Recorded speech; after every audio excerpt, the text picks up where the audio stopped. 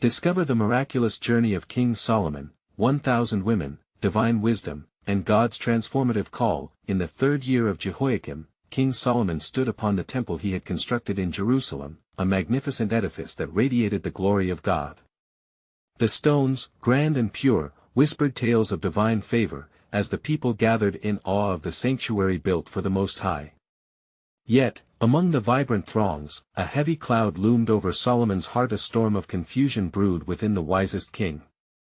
The streets of Jerusalem echoed with the sounds of artisans crafting, laughter dancing through the air as grand feasts sought to honor alliances created through royal marriages. Solomon's heart, however, trembled beneath the weight of many affections. Each of his wives, including the beautiful daughter of Pharaoh, brought not only beauty but also foreign customs and powers that tempted the very fabric of his devotion. The allure of their idols flickered like shadows threatening the sanctity of his covenant with Yahweh, as whispers of idol worship and ancient rites grew steadily louder. In a moment of stillness, Solomon was reminded of his father David's enduring faith, the covenant promises etched into the core of their lineage. He recalled the lessons passed down through generations, each filled with the knowledge of the one true God, how his father's unyielding faith had led Israel through trials and triumphs. Yet now, the echo of that wisdom felt faint against the burgeoning cacophony within his palace, where the diverse voices of his many wives began to drown out the sovereign call of the Almighty. As the air thickened with the tension of foreign allegiance, the prophet Ahijah appeared, skin weathered and eyes ablaze with divine urgency. He delivered a message of warning, one that pierced Solomon's heart like a sword. "One day, Solomon," he proclaimed, "if your affections stray from God, your reign will falter."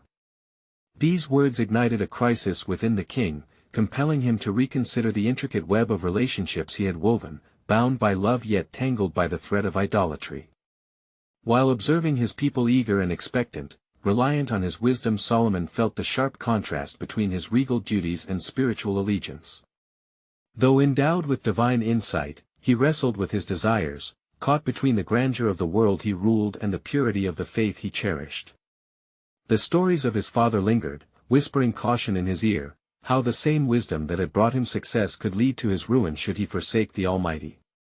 Before we continue with this incredible biblical account, I want to make sure you don't miss any of these powerful scripture stories. Click the bell icon and select All Notifications. These biblical narratives have transformed countless lives throughout history. If God's word through this story is blessing you, please like and share with someone who needs to hear about God's faithfulness today. Tell me in the comments, which biblical story has most impacted your faith journey? I'm always amazed how God's word speaks to hearts across generations. Now let's continue with what the Lord did next. The temple, a labor of love and dedication, became a beacon of hope, but the shadows of temptation whispered relentlessly. Solomon stood at a precipice, facing the vast divide between fleeting power and eternal truth. Would wisdom guide him back to divine fidelity, or would he be consumed by the very complexities he sought to master? The story of King Solomon, marked by divine mercy and the struggles of a king's heart, hung in the balance, awaiting the resolution of a plan that only the Lord fully comprehended. As the sun set behind the hills, casting a golden hue upon the temple, King Solomon withdrew to his chamber, troubled by his thoughts. The weight of the warnings shadowed him, mingling with the fervor of his heart. What was the purpose of his wisdom if it led him astray from the God of his father? In the stillness of twilight, the king contemplated the promises made to David. "I will dwell among the children of Israel and will not forsake my people Israel," the Lord had declared, 1 Kings 6 verse 13. Would his actions invite the very forsaking the covenant spoke against? Solomon lowered his head, contemplating his future reign and the legacy he would leave. As night draped the city, he envisioned the people of Israel worshipping at the altar, their hearts turning towards the God who had delivered them from slavery, led them through the wilderness, and brought them to a land flowing with milk and honey. His heart ached as he remembered how the Lord had granted him wisdom to judge wisely, yet here he stood, lured by foreign gods, potentially leading his people into spiritual decline.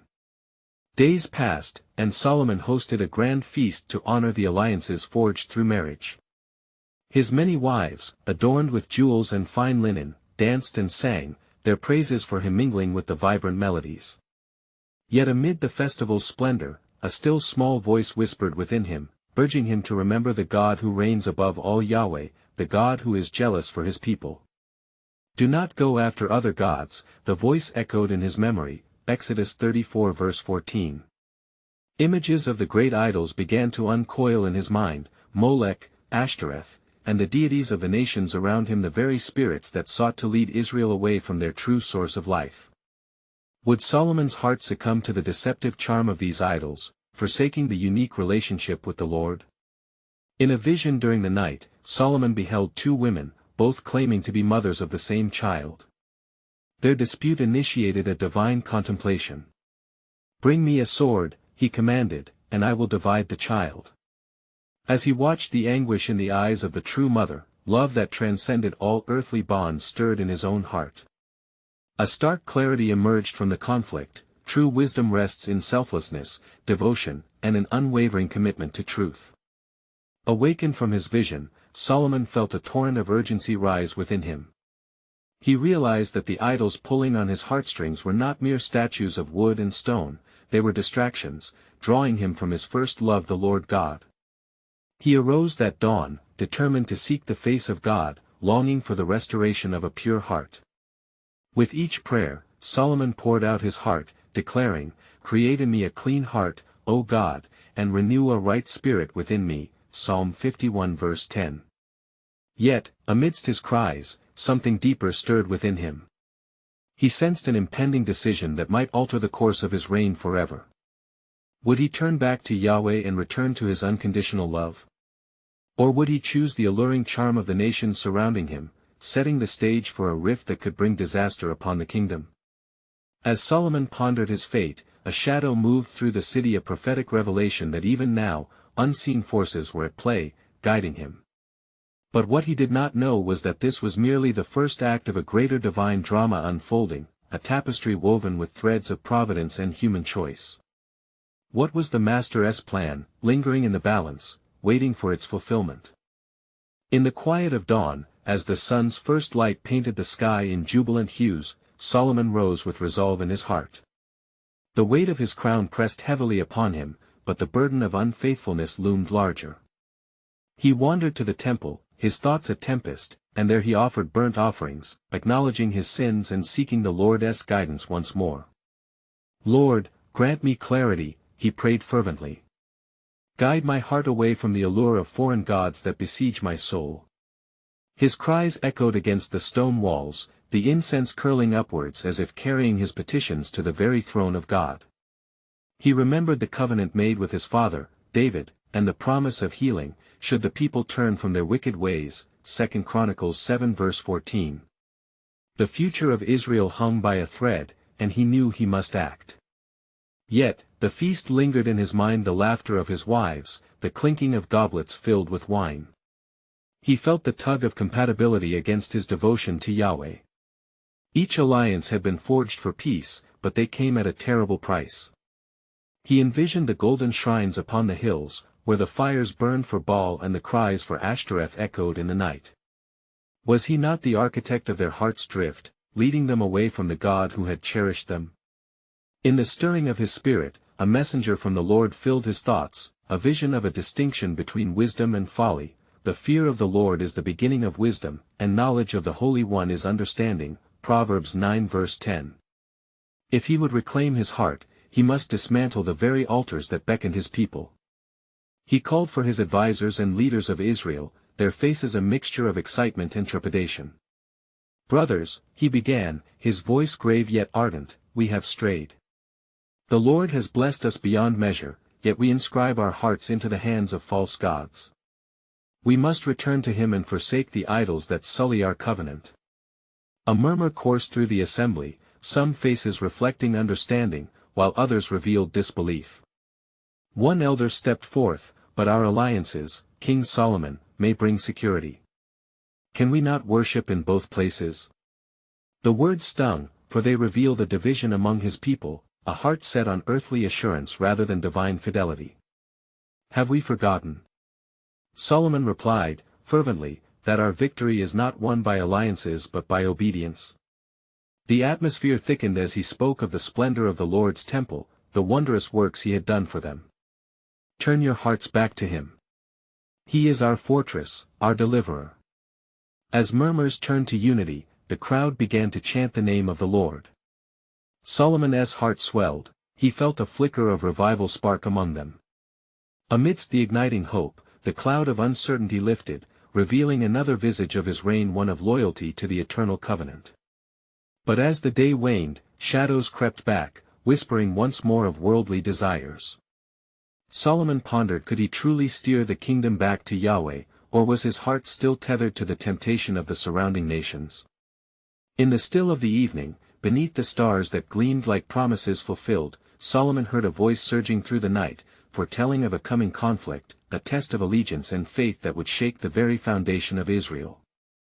The time was drawing near when decisions would culminate in a moment. Would those hearts, once forsaken, stand emblazoned in fidelity and righteousness?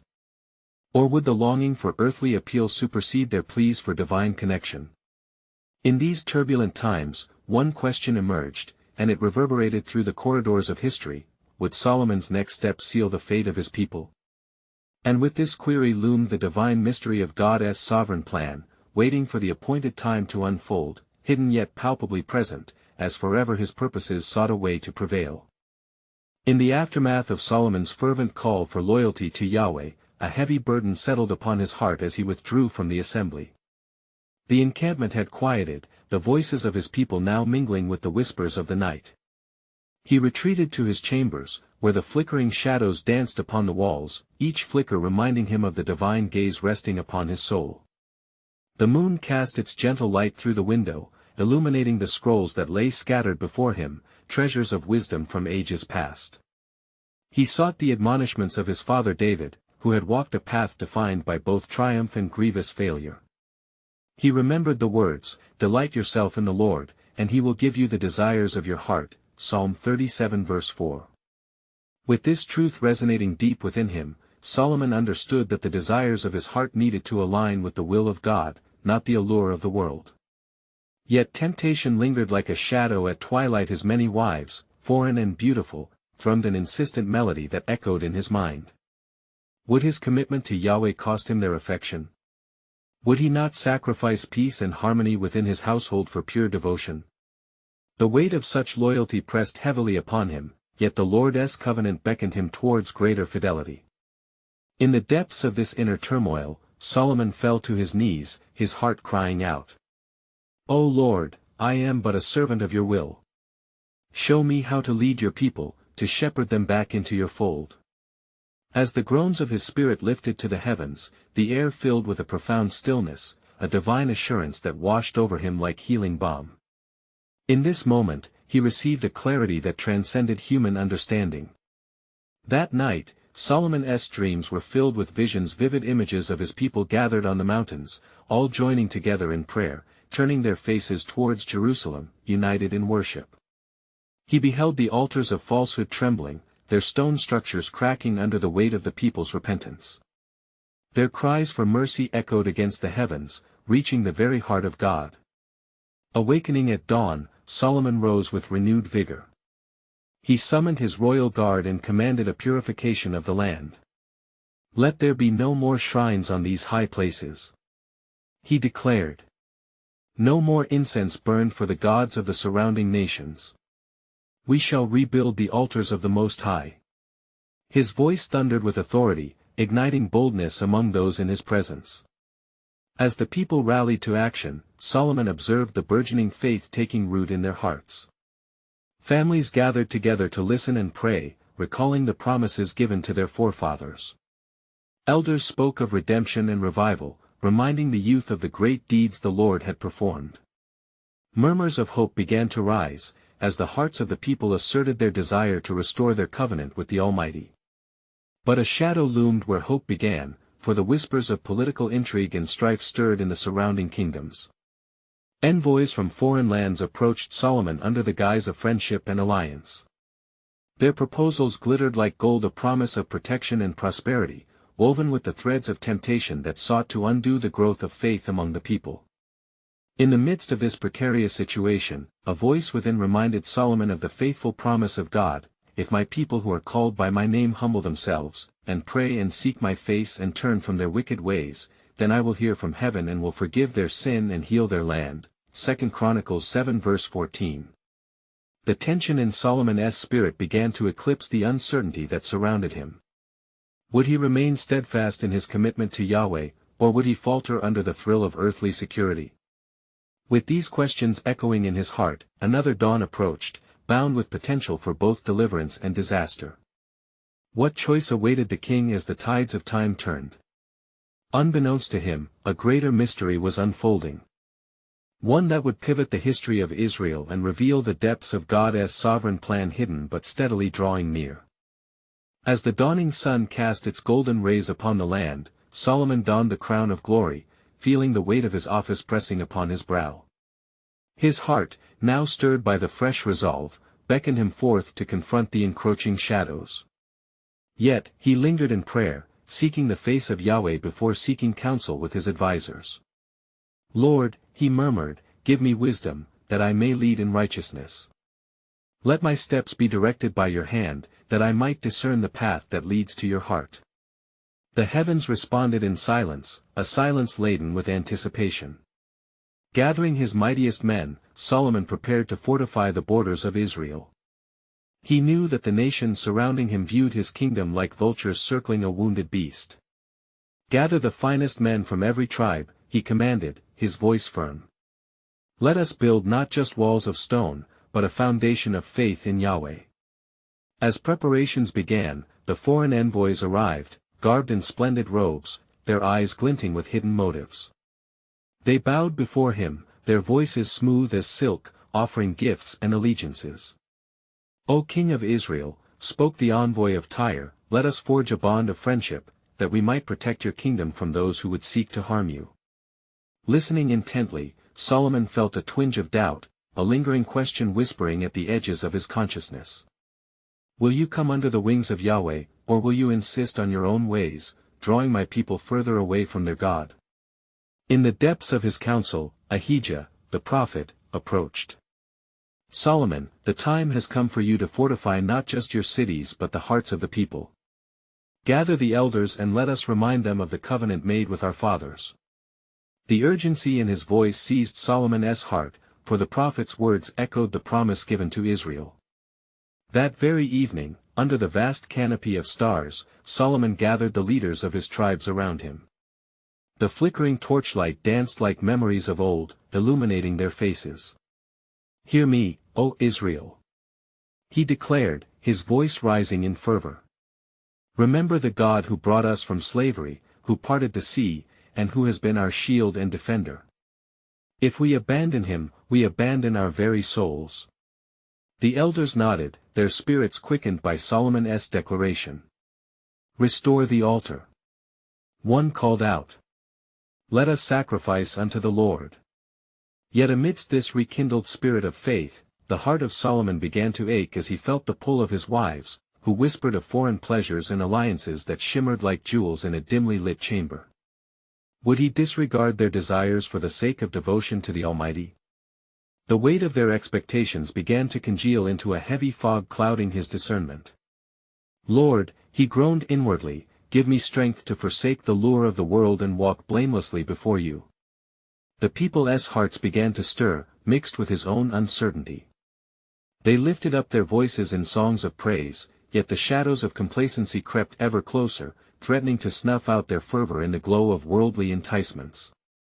In the quietness of that night, as the stars twinkled like promises, a chilling wind swept through the camp, whispering secrets of approaching trials.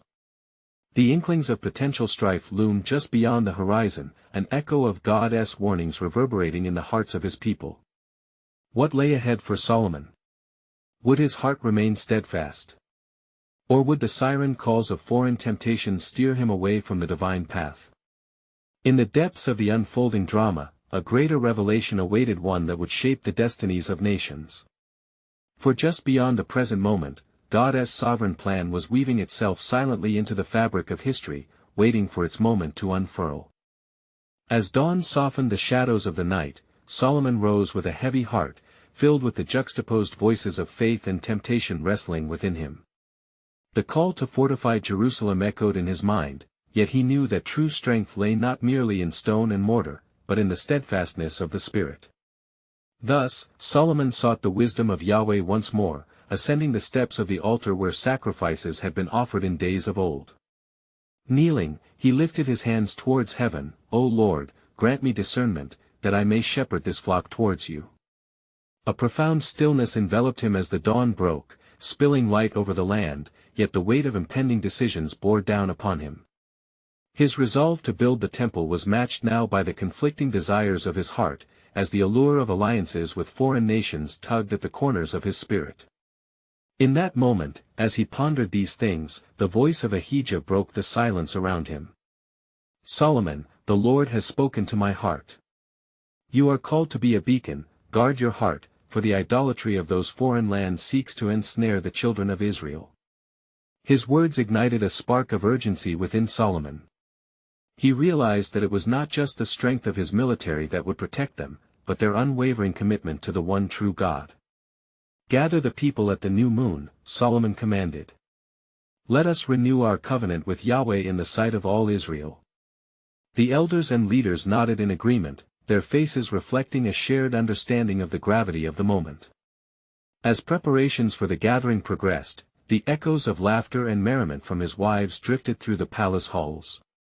He felt their pull, a whisper of the delights they promised, a treacherous wind that could easily sway a heart teetering on the edge.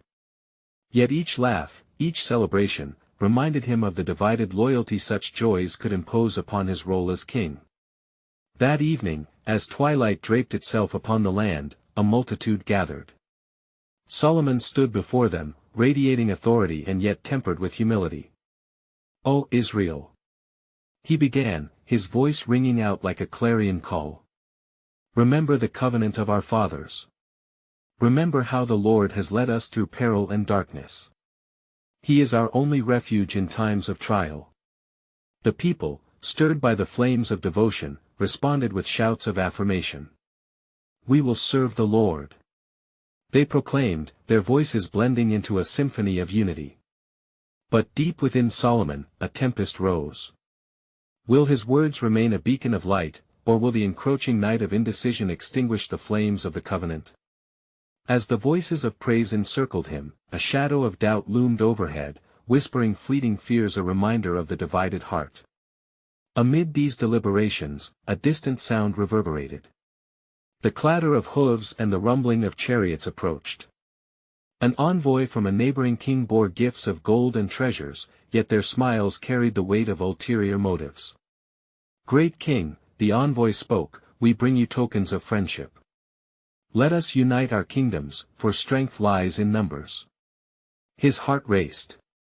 The draw of alliances shimmered enticingly, yet Solomon remembered the words of Ahijah. Would he allow foreign alliances to compromise the divine destiny of Israel? Intrigue swirled around him, and as the stars blazed against the fabric of night, a single ember of truth suffused his heart. The Lord is my keeper. He will uphold Israel, not through the strength of horses or the riches of the nations, but through faithfulness, he declared, his voice ringing with conviction. But as dawn approached once more, a veil of uncertainty clung to Solomon's heart. Would he manage to remain steadfast against the tide of compromise and temptation?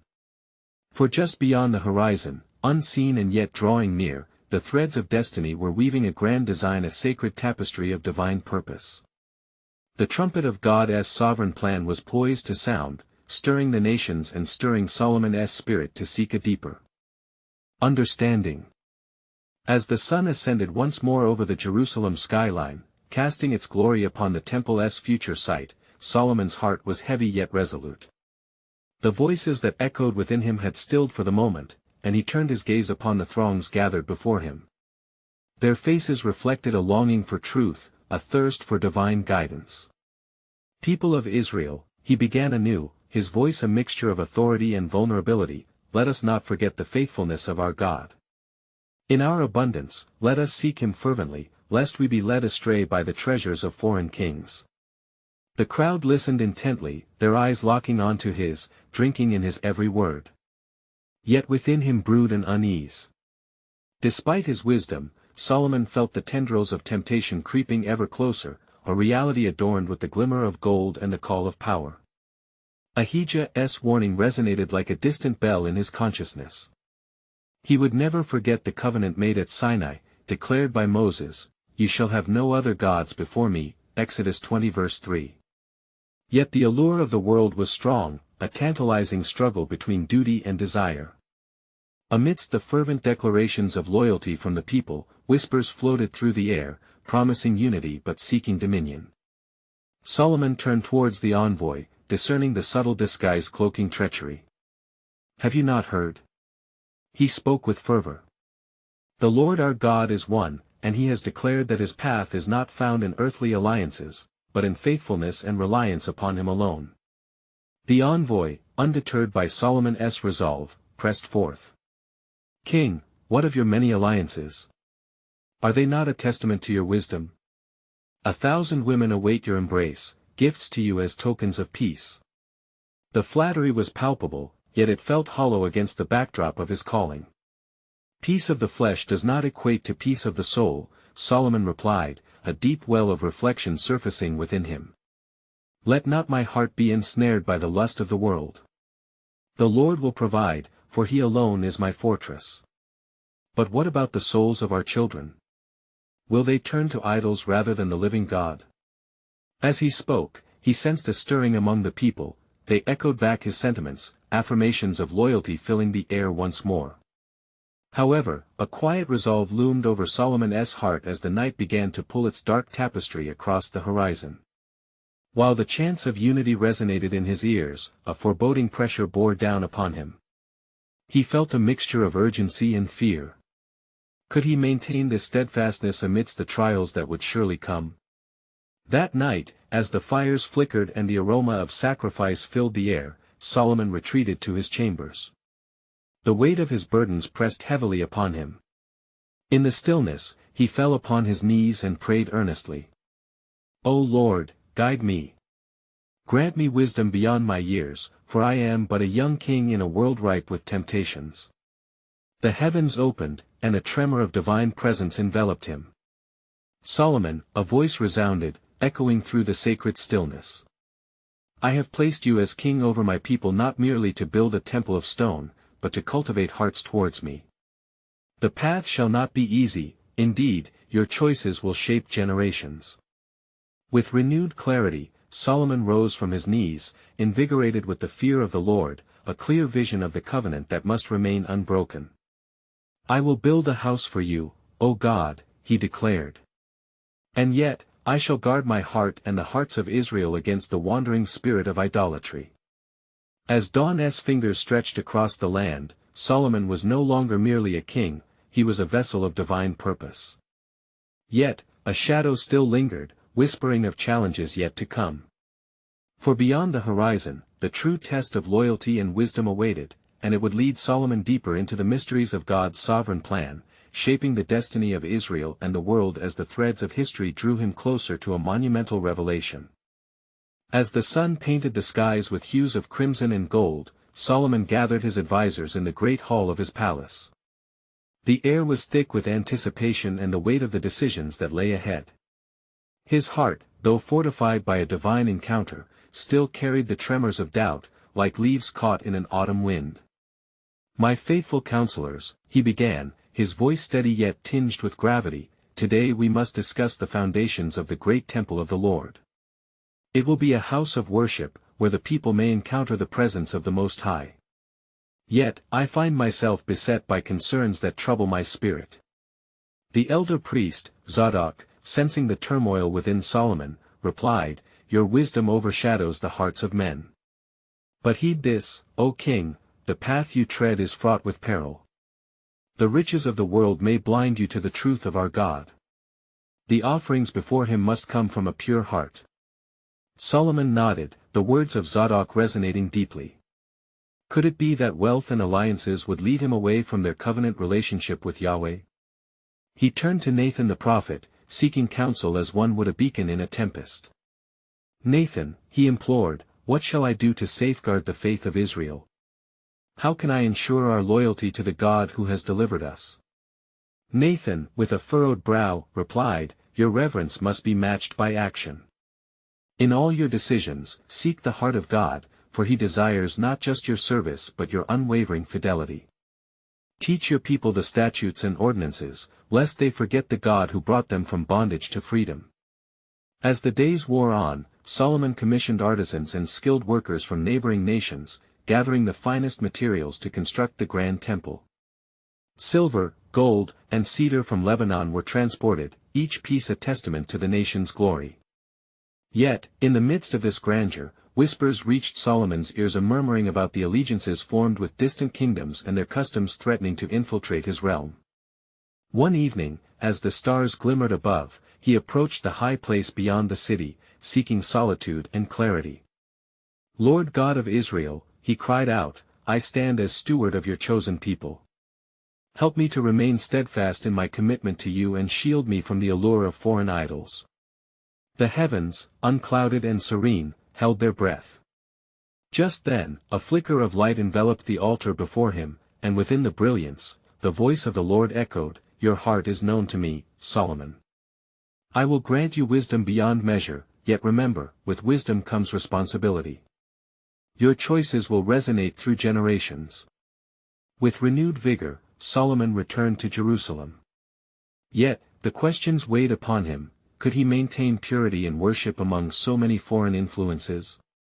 Would the sacrifices made in honor of Yahweh scribe a legacy true to him, or lead to a divided heart among his people? As he pondered these grave matters, the days rolled into weeks, marked by the sound of chisels upon stone and laughter of workers. Yet, within the palace walls, secrets brewed, a plea birthed not from loyalty but from personal desire. Would the very alliances meant to protect them sow the seeds of a greater division? The shadows of doubt lurked as trials loomed nearer, waiting for the opportune moment to strike. For the path of kingship lay heavy upon his brow, yet it was not merely a path towards a glorious temple, it was about an enduring covenant with the living God. And as the solemn realization struck, the threads of destiny began to weave themselves into an intricate tapestry, revealing not merely Solomon's journey, but the unfolding of God's sovereign plan. For soon, he would discover that the call to wisdom is a call to trust beyond the glittering crowns and golden trinkets scattered before him, was an ever-present and magnificent story yet to be unveiled. In the span of days, as the rays of dawn broke over the horizon, Solomon found himself increasingly burdened by the enormity of his aspirations. The temple, filling with splendor, beckoned for the presence of the Holy One, yet he perceived an unseen shadow looming, threatening to ensnare his heart. One day, while seated upon his throne draped in fine linen, the emissaries from the lands beyond arrived, each with gifts of stone, timber, and precious metals. They bowed low before him, their eyes gleaming with ambitions entwined in intrigue. Yet Solomon, with discernment sharpened by betrayal of the heart, felt a stirring of caution within him. Are these alliances forged in righteousness or in the mire of greed? He pondered deeply. The echoes of Zadok's words lingered in his mind, reminding him of the importance of purity before the Lord. It was not merely a political game, but a divine mandate upon his shoulders. "Your heart must be wholly devoted to the Lord your God," resonated in his spirit. And so, Solomon sought the counsel of his wisest advisers once more. What of the nations who seek to join might with us? Are their customs free from the corruption of idols? For in their worship lies a snare. Nathan, undeterred by the weight of Solomon's questions, replied with firm resolve, "Wisdom leads to understanding, O king. Fear the Lord and shun the ways of the heathen. You are called to guide Israel in the pathways of righteousness, lest we veer into the shadows." Days blended into twilight, each dawn heralding new wonders and trials. The lavish festivities surrounding the temple construction grew, attracting multitudes hungry for spectacle. Solomon, with a heart divided, could not escape the murmurs of distant lands and their alluring beliefs. Yet, in a moment's reflection, he turned his gaze toward the temple's foundation, knowing that it was built on the rock of his faith. He ascended to the heights of the mount, reaching for a moment of clarity as the sun set into hues of rich purple. "Lord, lead me," he implored, "for I am but a vessel before you. Grant me discernment to navigate these treacherous waters. As silence cloaked the mountain, the Lord's voice shook the very air around him. Solomon, you stand at a crossroads not just for you, but for all of Israel. Your choices will echo in the hearts of your children. Awakened by the gravity of the moment, Solomon returned resolutely to Jerusalem, his heart steeled with purpose. He called upon his people, gathering them to proclaim the statutes and the fear of the Lord openly, that their hearts may be renewed in his ways. Let us remember the Lord who delivered us from Egypt. Let us not forsake his commandments nor seek solace in foreign gods. Yet, deep within the heart of the king, the struggle persisted. For while wisdom had begun to illuminate his path, the allure of untamed desires stirred within his soul. How easy it would be to weave a tapestry of flesh as he surrounded himself with those adorned in beauty and influence. Would he heed the divine whisper or the siren call of an empty legacy? As the foundations of the temple rose boldly in the stretch of time, whispers fanned the flames of discontent. The majesty of the structure could not mask the internal discord within the man he was becoming. The balance between worship and worldly allure became yet a deeper trial. Would Solomon remain steadfast, holding the torch of faith aloft in the face of the gathering storm? As dusk drew near, the gravitational pull of God's glorious promise intertwined with the complexities of Solomon's heart. A new chapter awaited, marked by peril and providence, foreshadowing the ultimate test of fidelity. A divine revelation with life-altering consequences was about to unfold. Would the glory of God's temple stand as a testament to his unwavering faithfulness, or would it become a monument to a divided heart? And even now, the threads of his purpose were weaving a story that only the sovereign hand of God could direct. The intricate weave of affiliation would soon unravel in unforeseen ways, for the choices of a king ripple through the ages. The legacy of Solomon awaited its revelation, pregnant with divine meaning yet to be unveiled. In the twilight of his reign, King Solomon stood upon the heights of the temple he had built, the culmination of his dreams and labor, a sacred abode for the Lord, a reflection of divine promise and favor.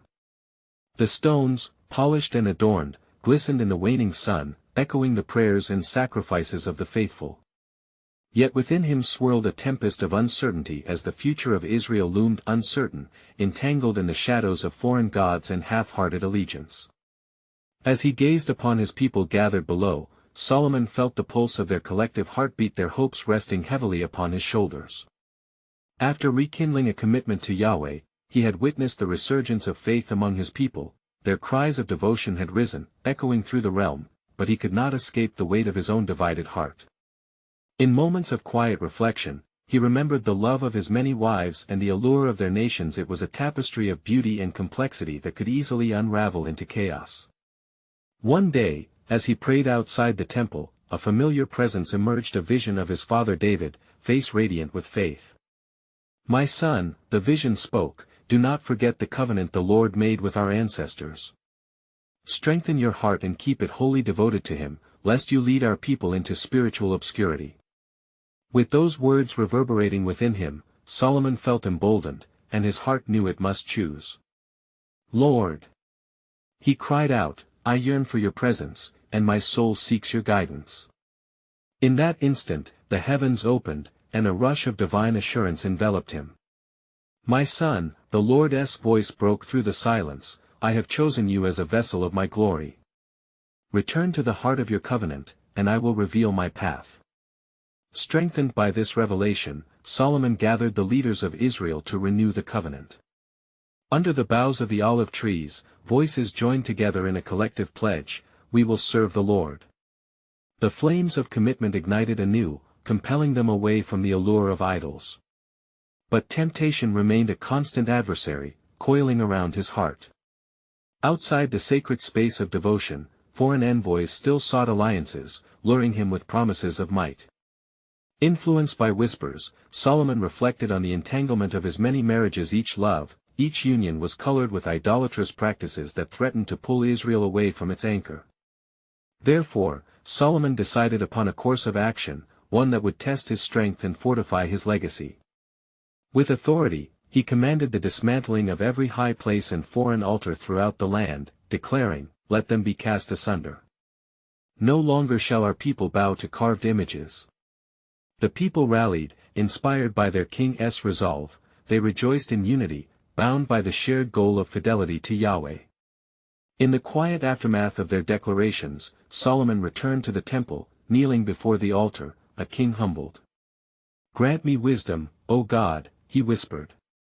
"Fortify my heart with steadfastness and guide me against the treachery of complacency." Through fasting and prayer, days turned into weeks. The fervor of change spread like fire among the ranks, rekindling an ancient passion for the true God whose hand had delivered them through the darkness. Yet, the pull of the nations weighed heavily on Solomon's heart, for even with a renewed spirit, he felt the insidious temptations retreating into the shadows. He wouldn't lose his beloved people to the destructive allure of complacency. Thus, he called upon the wisdom of Ahijah, the prophet, seeking fortification. "What must I do to ensure our faith endures amid the pressures of the world?" he implored with urgency. "Beware, O Solomon," Ahijah warned. "The hearts of men are fickle. Be vigilant, lead with the fear of the Lord, and teach your people the statutes of Yahweh. Remind them of the mighty works he has wrought. For an unguarded heart will lead to great ruin." Emboldened by the insight of the prophet, Solomon initiated discourse across the kingdom gathering. The people in grand assemblies, declaring the importance of devotion and reminding them of their miraculous exodus from bondage.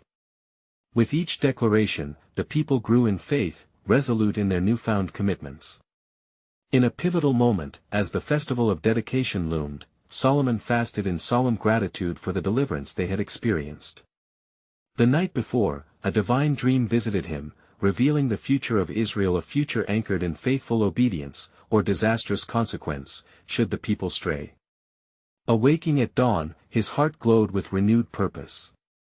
He rose to the sound of pouring rain, a blessing from heaven, and the scent of fresh earth filled the air. Solomon knew then with certainty, the Lord would be with them, steadfast and unchanging. As the day of dedication arrived, the temple's splendor greeted the sun, lighting the face of the people gathered in reverence. Together they offered sacrifices in adoration, their voices swelling in praise. Yahweh was their God, and they rejoiced. In that moment, amidst a chorus of devotion, Solomon's heart realigned. No longer would he fall prey to worldly allure, he would stand as a righteous king before his God. In a grand gesture, Solomon devoted the day to the Lord, declaring, "May your glory fill this place, O God. May my heart and the hearts of my people forever belong to you alone." As the Spirit of the Lord descended, filling the temple with his presence, solemnity gripped the hearts of all. That day marked not just the completion of a structure, but the redemption of a king, the restoration of a covenant, and the revival of a nation. And so, with his heart set afire by divine truth, Solomon strode forward not as a mere king burdened by choice, but as a chosen vessel, woven into the breathtaking narrative of redemption and grace. The legacy of King Solomon triumphed, testament to God's love and wisdom, unfurling the tapestry of his sovereign plan, an enduring invitation for generations to seek him, honor him, and rest in his promises. Now, dear friends, embrace this message of hope. You need to subscribe now to stay connected to God's Word and witness the transformative power of His love in our upcoming stories. This is the moment to help spread biblical truth. Leave a like now to share the light of God with others through the algorithm. Comment below with your spiritual reflections and how this powerful narrative of Solomon has impacted your faith. Don't wait even one more second. Share this video with at least 5 friends who need to hear this undeniable truth. Together, let us be the beacons of His glory.